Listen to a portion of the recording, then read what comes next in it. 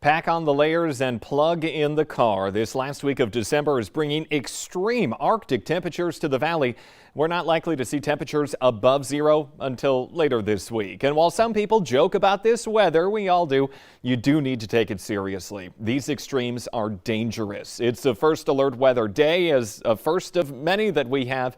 We want to check on in with meteorologist Lisa Green to find out just how low we go. Good morning, Lisa. Good morning. Yes, we've seen wind chills drop as low as 50 below or more for some of us in the valley, and that's downright dangerous. We're talking about frostbite setting in a matter of 10 minutes or less at those kind of wind chills. And so if you get caught out in this, maybe you run into some car trouble, maybe you accidentally lock yourself out of your home or your car, going to make sure that you are covered up and layered up and taking this seriously here this morning. So here's a look at our latest alerts. You can see them scrolling at the bottom of your screen too, but we have a wind chill warning in effect in purple here, right in the immediate Red River Valley, and then points west, so over in Devil's Lake and over into the James River Valley, and then a wind chill advisory into the east in places like Bemidji, up toward Lake of the Woods, Lakes Country, down toward Fergus Falls. Even Thief River Falls, though, which is included in the advisory, has seen that lowest temperature of 51 below for your wind chill, rather.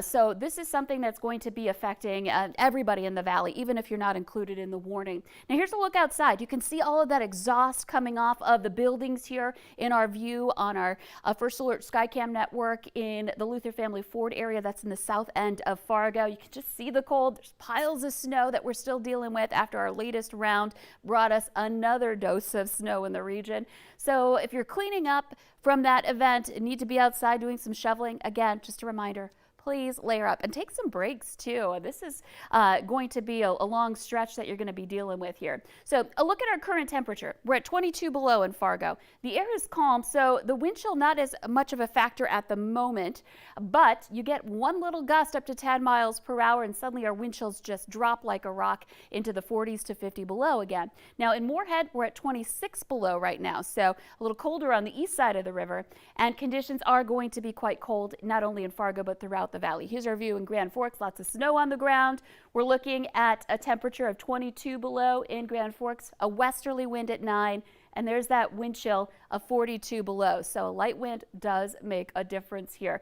And lots of places are checking in that 30 to 40 below range. Now here's a look at the latest radar and satellite map. Not a lot going on here in the valley. You can see some snow down into South Dakota. This is bringing some clouds, and it may even bring a couple of flakes along the South Dakota line, especially here today. But mostly we're just looking at increasing clouds and temperatures that are going to be a real problem. And when we factor in any wind, it's going to be an issue all day.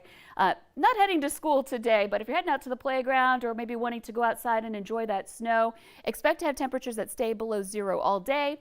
Our first alert weather days, not only today through the rest of 2021, but into the weekend as well. And a reminder again, New Year's Eve going to be quite frigid. A chance for some light snow tomorrow for that morning drive. So I'm going to have more on that throughout the morning this morning. And as we head into tomorrow, we'll be tracking that snow for you as well. A lot to go over. Lisa, thank you this morning. It's now 6:56. 2 Minnesota men are dead after an avalanche in the mountains north of Yellowstone National Park. Police say 8 snowmobilers were riding Monday when one of them got stuck. A friend was helping him dig out when the avalanche hit and buried both riders. The coroner says the victims are 43-year-old Jesse Thielen of Painesville and 40-year-old Carl Thielen of St. Martin, Minnesota. A Christmas Eve tragedy is a safety reminder for all of us. One woman is remembering her father after he and his girlfriend fell through the ice on Lake Bemidji. John Klassen was ice fishing when the vehicle they were in broke through the ice. She made it out okay, but Klassen didn't. He is the first person to die on a Minnesota lake this winter season. Twyla Jesso had a special connection with her father. Now, all she has are the memories. I always gave him a big hug and told him I loved him every single time I talked to him. And I never took for granted every moment I had with him. Twyla says her dad's girlfriend has now been released from the hospital and is doing well. A Minnesota man is being treated for serious injuries after his delivery van was hit by a train in Grand Forks. The North Dakota Highway Patrol says the man drove through a crossing on the city's north side yesterday and was pushed down the tracks by a BNSF train. Troopers say the 42-year-old driver from Thief River Falls was not wearing a seatbelt. A North Dakota man who killed 4 people at a Mandan business is now serving life in prison. Chad Isaac was sentenced yesterday to life without parole. Police say he stabbed victims more than 100 times and shot 3 of them inside RJR Maintenance in 2019, but the motive is still unknown. Isaac's lawyers asked the judge to allow for the possibility of parole, but prosecutors argued that he is a danger to the community, and the judge agreed.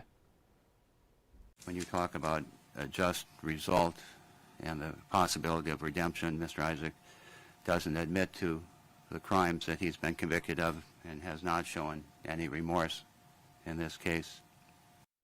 Isaac killed RJR Maintenance co-owner Robert Faulkner and employees Adam Fuhrer, William Cobb, and Lois Cobb.